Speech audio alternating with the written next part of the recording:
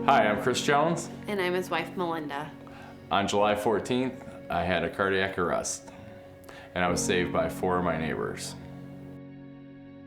The genetics in my family are pretty bad. All the men in my family on my dad's side have all suffered a cardiac arrest around the ages of 50. I set a journey out to lose weight and complete a half marathon and trained, worked out hard, and achieved my goal.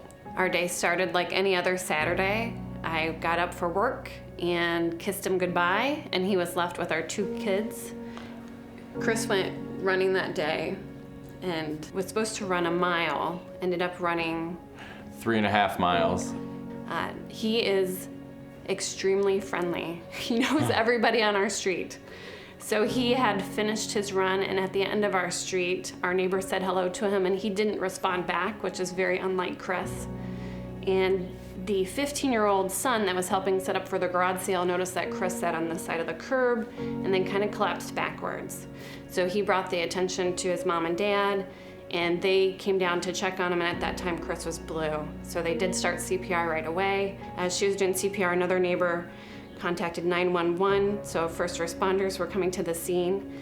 They were able to use an AED from one of the police officers and hook him up and shock him, and they actually had a little bit of a rhythm, is what I was told from neighbors at the scene. While this was going on, our children were home, and I was at work. So one of our neighbors, who's a school teacher, came over to take care of our children. So it was a lot going on. But our street pulled together that day. I knew that there must have been some trouble at the scene for them to delay his response to the hospital. So I actually beat him by 10 minutes, and I was told when he reached the hospital that he lost his pulse again, and they had to do CPR in the emergency room. So those minutes seem like hours when it's someone that you care about.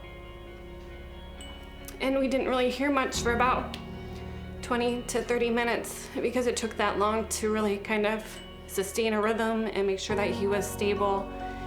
There was a lot of people that were waiting in the emergency room to hear if he was gonna survive or if he had passed away.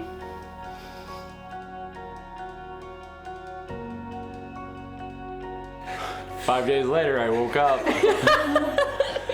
And from that point on, I started back on the road to recovery and back out on the pavement again, and finally got approved to go back out and rehab and start working out and start running again. And some people even ask me still this day, why do you run still? And I said, because I said, it's what saved my life, was to lose the weight and the exercise and to get healthy.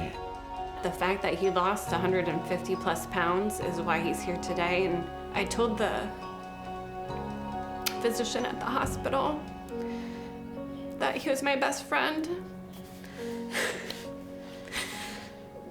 and that we chose to be married, and I wasn't ready to give up on him yet. And so whatever they could do to bring him home, that's what we wanted to do. So we're very happy that he's here, and our kids are happy that he's here, so we can, continue our life journey together. Yeah.